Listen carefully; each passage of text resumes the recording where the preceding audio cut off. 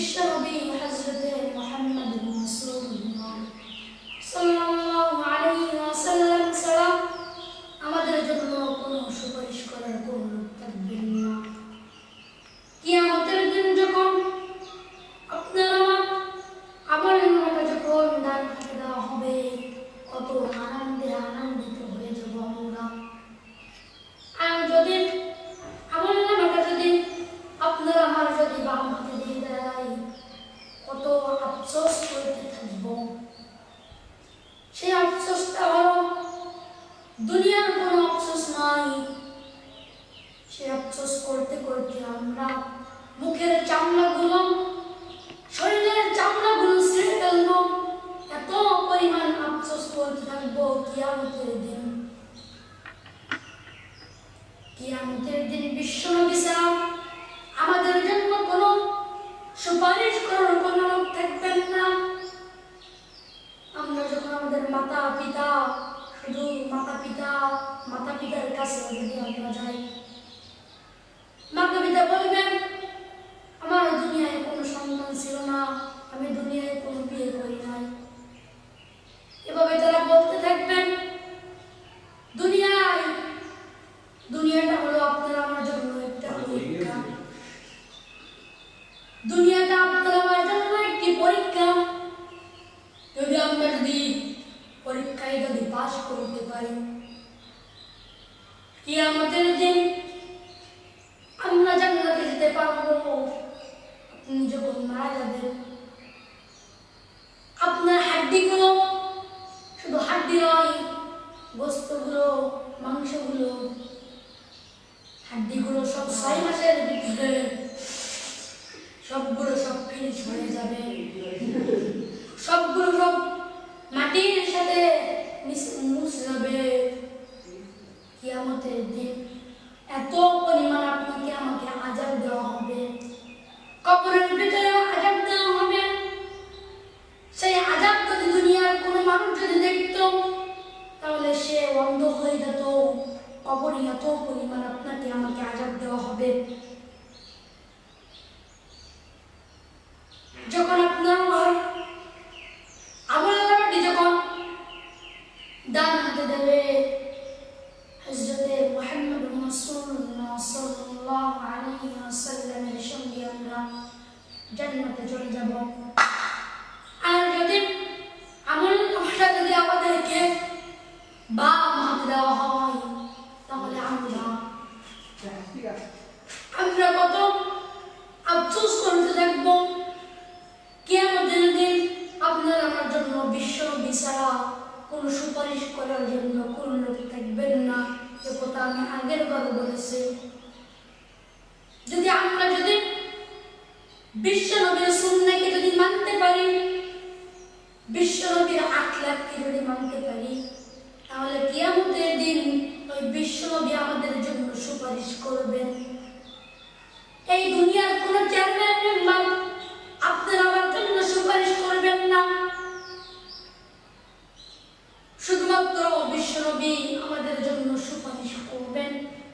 আজ আপনি আমি সমাজের একটা নেতা হতে পারলাম না, এমন ভাবে মুখের দাড়িগুলো শেষে ফেলবে যে মনে হবে যে ওর জীবনে কোনোদিন দাড়ি উঠে নাই। এমন মানুষ আছে না নাই? এইসব নেতাদেরকে কিয়ামতের দিন পাকড়াও করা হবে। শুধু পাকড়াও নয়, জাহান্নামের তলদেশে তাদেরকে জায়গা দেওয়া হবে। নবীর আশিক রাসূল কারা? যারা নবীর আশিক রাসূল, নবীর সুন্নাহকে মানে, নবীর আখলাক চরিত্রকে মানে, তারা হল নবীর আশিক রাসূল। ওই নেতারা আবার দাবি করে, যে নেতারা মুখের দাড়িগুলো ছেঁচে ফেলায়, ওই সব নেতারা আবার দাবি করে আমরা হলাম নবীর আশিক রাসূল। ওরা হল নবীর আশিক রাসূল নয়, ওরা হল আশিক শয়তান। কথা বলেন ঠিক কিনা? সম্মানিত হাজিরিন, কিয়ামতের দিন আপনি আমি এই নামাজের সময় যখন উযু করি, কিয়ামতের দিন যখন দেখা হবে, দেখার পরে কিয়ামতের দিন আমাদেরকে ডাকার পরে জান্নাতি মানুষদেরকে বলে যাবে যে এটা হলো জান্নাতি মানুষ, আর জাহান্নামী মানুষদেরকে বলা যাবে যে এটা হলো জাহান্নামী মানুষ। যারা নামাজের সময় উযু করেছিল তাদের দুই হাত দ্বারা, দুই পাও দ্বারা নূর দ্বারা চমকাইতে থাকবে। কি দ্বারা? নূর দ্বারা চমকাইতে থাকবে। এই নূরটি হলো দুনিয়ার কোনো সাধারণ নূর নয়, জান্নাতি নূর দ্বারা তাদেরকে হাত দুইটা পাও দুইটা চমকাইতে থাকবে। যে মুমিন বান্দারা উযু করার সময়, নামাজের সময়, সালাত আদায় করার সময় তারা উযু করেছে, এই শীতের মধ্যেও তারা উযু করেছে, গরমের মধ্যেও তারা উযু করেছে, কোনো অলসতা করে নাই, ওই গভীর রজনীতে ওই মালিকের দরবারে কাঁদে আর মালিকের দরবারে প্রার্থনা করে যে আল্লাহ পাক রব্বুল আলামিন আমার গুনাহ খাতাগুলোকে মাফ করে দাও।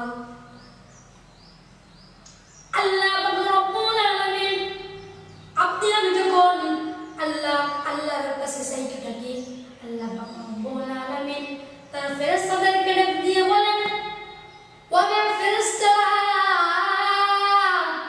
তোমরা শুনিয়ে নাও, তোমরা ওই সব ইনসান জাতিকে সৃষ্টি করতে বারণ করেছিলে, আমাকে নিষেধ করেছিলে যে আল্লাহ ওরা তোমার হুকুম পালন করবে না। আজ দেখো তারা সেজদায় লুটিয়ে আছে, তারা দুনিয়ার কোনো রাজাবাদ ছাড়া করছে না, তারা দুইখানা হাত উঠাইল আমার দরবারে। তোমরা ফেরেশতারা সাক্ষী থেকে থাকো, কিয়ামতের দিন আমি ওই সব বান্দাদেরকে জান্নাতের কাতারে শামিল করে দিব। ইন্নাল্লাহা মা'আস সাবিরিন, আল্লাহ পাক রব্বুল আলামিন হলেন ধৈর্যশীলদের অন্তর্ভুক্ত। কাদের অন্তর্ভুক্ত? ধৈর্যশীলদের অন্তর্ভুক্ত। আল্লাহ পাক রব্বুল আলামিন তিনি ধৈর্যশীলদের পছন্দ করেন। একথা কার? আল্লাহ। কিয়ামতের দিন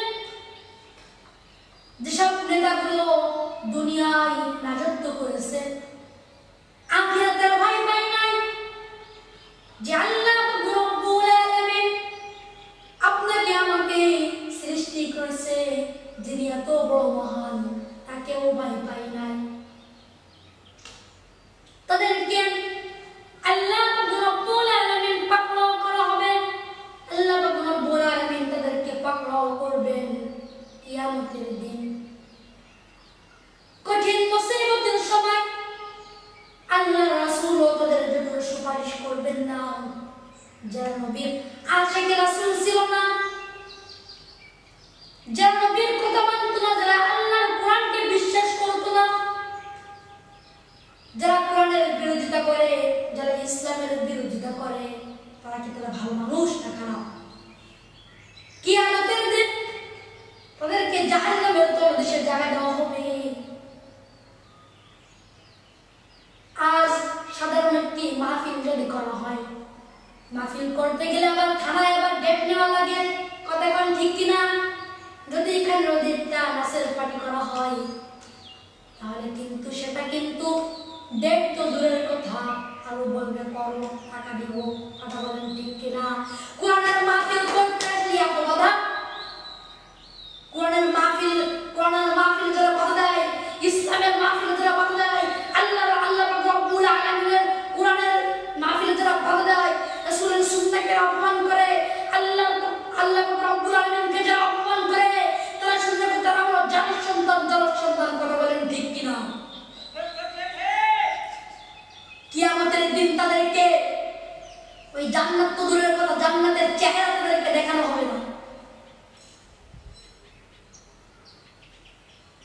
আল্লাহর নবী বিশ্ব নবী হযরত মুহাম্মদুর রাসূলুল্লাহ সাল্লাল্লাহু আলাইহি ওয়াসাল্লাম যখন মিরাজে গেলেন, মিরাজে যাওয়ার পরে তিনি দেখলেন জাহান্নামে ভ্রমণ করতে গেলেন। জাহান্নামে ভ্রমণ করতে যাওয়ার পরে দেখলেন কিছু মানুষ জাহান্নামের ভিতরে হাসি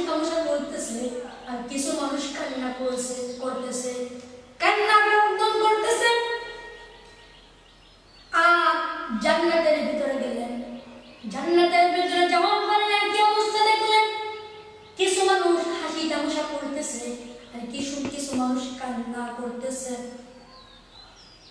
আল্লাহর নবী হযরত জিবরাইল আলাইহিস সালামকে ডাক দিয়া বলেন, আমার ভাই জিবরাইল এদিকে আসো। জিবরাইল আলাইহিস সালামকে ডাকার পরে আল্লাহর নবী ঘটনাটা খুলে বললেন, এটা হচ্ছে কেন? আল্লাহর নবী বলার পরে ফেরেশতা তখন বললেন, হযরত জিবরাইল আলাইহিস সালাম বললেন, ওই যারা জাহান্নামের ভিতরে হাসি তামাশা করতেছে কেন ওইটা কিছু আমি বুঝতে পারতেছি না। আল্লাহর নবী বলেন, হযরত জিবরাইল আলাইহিস সালাম তখন বলেন, ওরা হাসি তামাশা করতেছে, ওদের দুনিয়ায় সৎকাই জানিয়ামূলক কিছু কাজ ছিল, সৎকাই জানিয়ামূলক কিছু কাজ ছিল তাদেরকে, তাদের আমলনামায় সৎকাই জানিয়া হচ্ছে আর তারা হাসি তামাশা করতেছে। আর তাদের দুনিয়ায় তাদের নেক সন্তান ছিল, কি সন্তান? নেক সন্তান ছিল। তারা দুইখানা হাত উঠায় আর দোয়া করে, আল্লাহ আমার পিতা মাতাকে আপনি জাহান্নাম থেকে জান্নাতবাসী করে দেন। আল্লাহ পাক রব্বুল আলামিন তো বলেছেন, পিতা মাতার জন্য যদি সন্তান যদি দুইখানা হাত উঠাইলো আর চোখের পানি সন্তানের নাকের ডগায় আসতে দেরি, আল্লাহ পাক রব্বুল আলামিন ওই পিতা মাতার গুনাহ খাতা মাফ করতে দেরি না। সুবহানাল্লাহ।